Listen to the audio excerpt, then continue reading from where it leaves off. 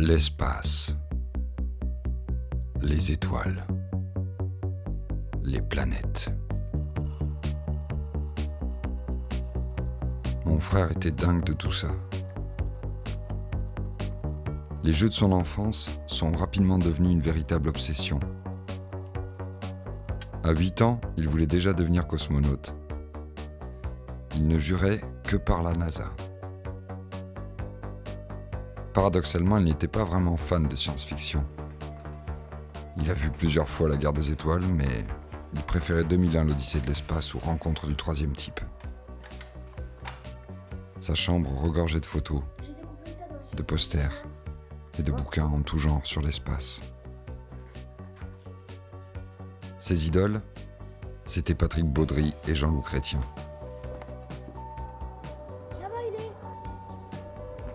À 11 ans, il s'est inscrit dans un club d'astronomie, le Galaxy Club.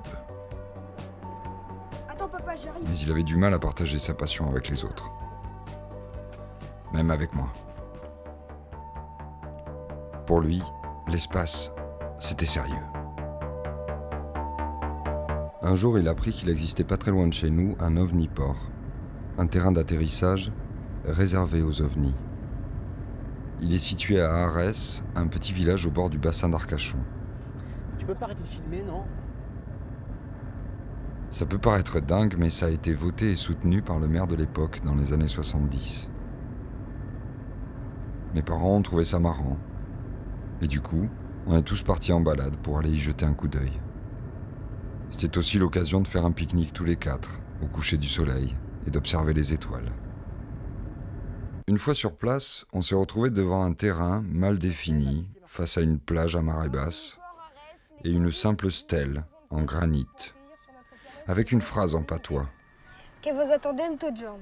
Qu'est-ce que ça veut dire? Nous vous attendons toujours.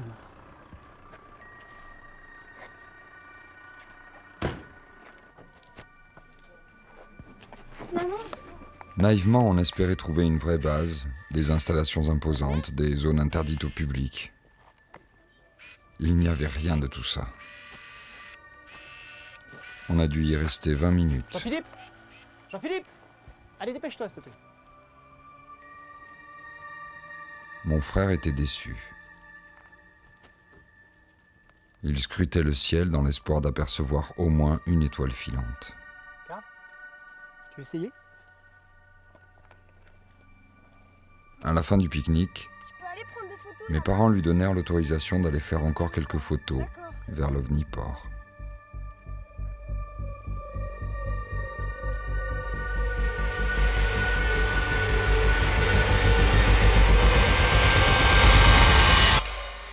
Mon frère s'appelait Jean-Philippe et il n'est jamais revenu.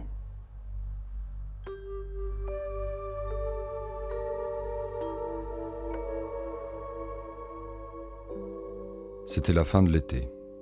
Jean-Philippe venait d'avoir 15 ans, j'allais en avoir 11 dans quelques semaines. Il y eut une enquête, on évita de me donner trop de détails, mais je compris que malgré un cruel manque de preuves, les flics et les juges s'entendirent sur le fait que c'était un enlèvement. Pourquoi? Comment? Par qui? À l'époque, mes parents espéraient avoir rapidement des réponses à ces questions. L'enquête fut classée quelques mois plus tard. Et dès le lendemain, on déménageait. Au départ, nous avons vécu chez mon oncle, où j'ai découvert la vie en appartement. J'ai de bons souvenirs de cette période, sans doute grâce à mon cousin. Malgré la douleur, mes parents restèrent unis. Mon père trouva rapidement un appart pour nous trois. La vie reprit son cours, presque normalement. Nous parlions souvent de Jean-Philippe, mais avec une émotion retenue. Je grandis seul, sans réel souci, mais avec un manque. Élève correct, mais sans plus, je ne nourrissais aucune ambition particulière. Jusqu'au jour où, après avoir vu une pièce de théâtre, je décidai de devenir moi-même comédien. Mes parents ne s'y opposèrent pas, bien au contraire. Après quelques années de galère, j'ai intégré une petite troupe dans laquelle j'ai rapidement trouvé ma place. Ça marchait plutôt pas mal. On voyageait, on ne jouait jamais 2 fois dans la même ville. Je ne cherchais pas le succès, mais la liberté, le plaisir de jouer, de vivre. En 2009, mon père meurt d'un cancer foudroyant. J'avais décidé de rester quelques jours avec ma mère, histoire de lui tenir compagnie et de voir comment on allait s'organiser. Et puis un jour, une jeune femme me contacte par téléphone. Elle m'explique qu'un gamin a disparu il y a quelques semaines et que dans le cadre de l'enquête, les flics ont eu besoin de rouvrir le dossier de Jean-Philippe. Elle argumente sur des similitudes, le besoin de comparer les 2 affaires. Cette jeune femme s'appelle Nathalie Kaplan. Elle travaille avec la police, mais elle n'est pas flic. Elle travaille au GEPAN. Le GEPAN, le groupe d'études et d'informations sur les phénomènes aérospatiaux non identifiés. C'est des gens tout à fait sérieux, qui dépendent du CNES. Ils bossent avec les gendarmes sur des enquêtes qui présentent certaines zones d'ombre. Elle me parle d'une série de photos provenant de l'appareil qu'avait mon frère lors de sa disparition. Nous n'avions jamais su qu'il avait été retrouvé à l'époque.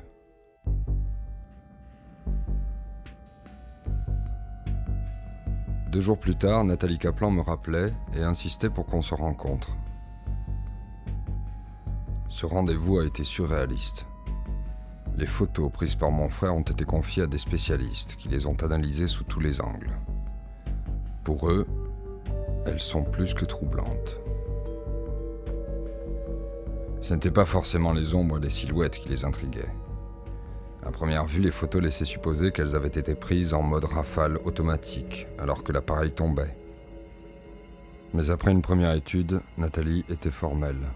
L'appareil ne tombait pas. Il décollait.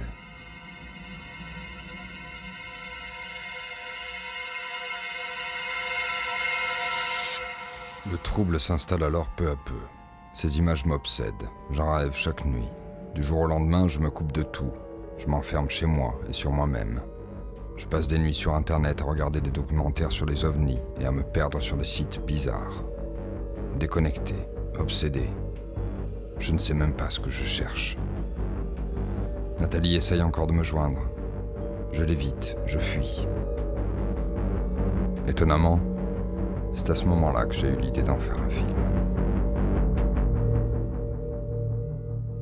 Je décide alors de retourner sur les lieux, armé de mon appareil photo.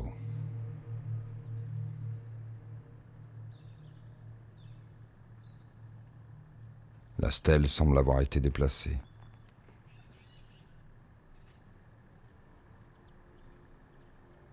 Tout est plus petit que dans mon souvenir. Je suis moins déçu que la première fois.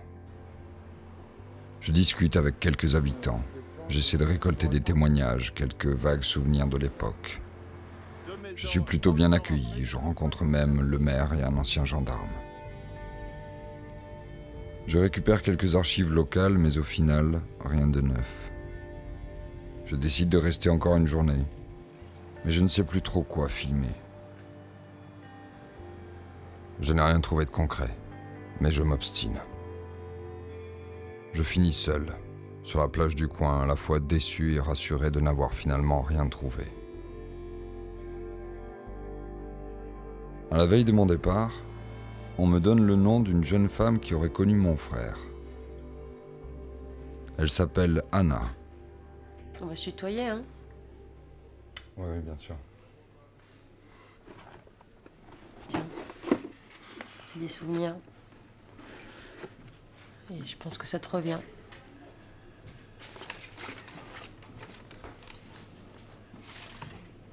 On s'est connus au Galaxy Club. On avait 12-13 ans. On était jeunes, amoureux, passionnés par les étoiles, par l'espace. Mais je me suis jamais fait d'illusions. Je savais très bien qu'il me regarderait jamais comme il regardait les étoiles.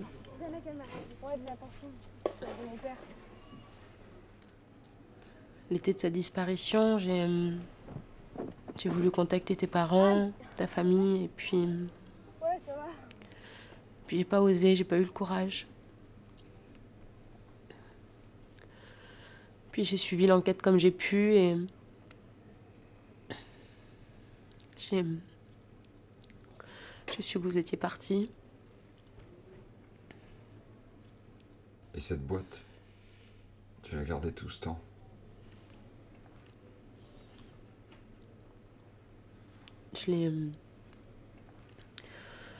J'ai depuis toujours, mais je l'ai gardée secrètement chez moi.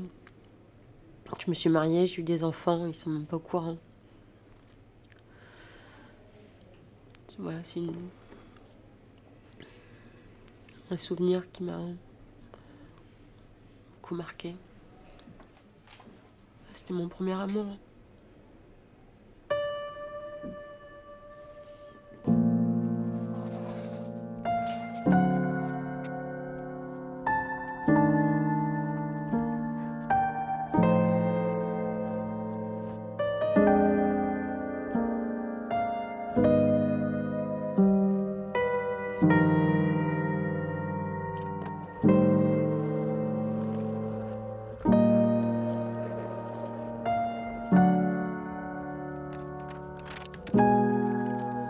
Galaxy Club.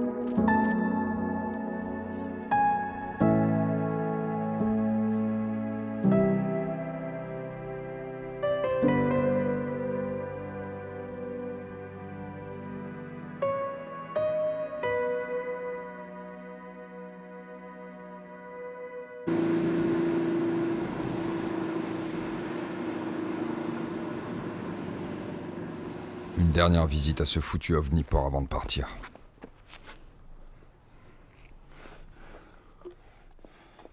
La moindre trace devient une preuve potentielle. Je tourne en rond. Je sens que je deviens dingue. Que je m'enfonce encore plus dans une impasse.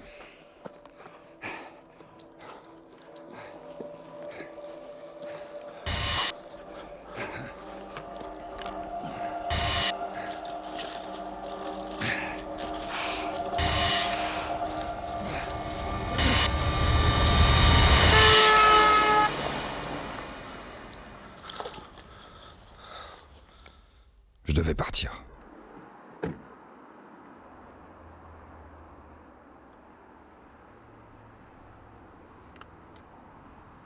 Nathalie était ravie que je la rappelle enfin. Elle avait accepté qu'on se voie en dehors de son bureau, un simple dîner. Elle avait de nouveaux éléments à me communiquer suite à l'avancée des analyses. J'ai donc quitté Arès. J'avais à peine 3 heures de route. Mais je n'avais pas mesuré à quel point j'étais épuisé. Je me suis endormi au volant.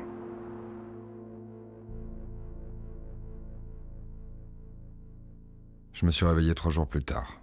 Ma mère pouvait pas se déplacer, elle a donc demandé à mon cousin. Chaque jour, il prenait des photos pour que je puisse voir dans quel état j'étais quand je me réveillerais. C'est lui qui s'est occupé de tout. Les papiers, mes affaires, moi.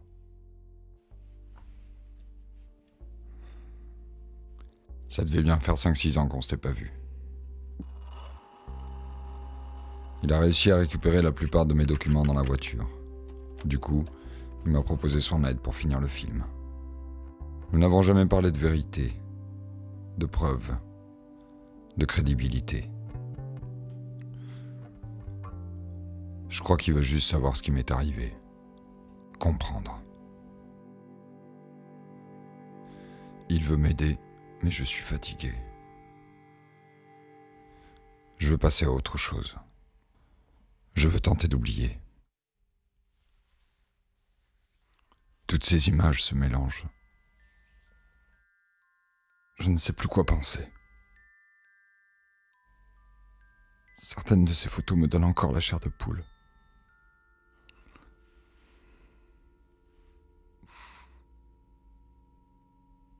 Et cette foutue phrase qui me reste toujours en tête. Nous vous attendons toujours.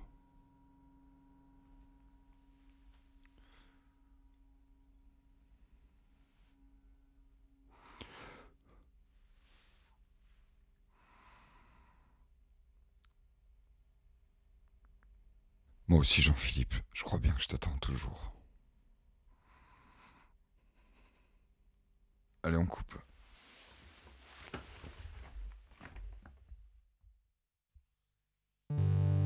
Sister, resist giving my goodbye.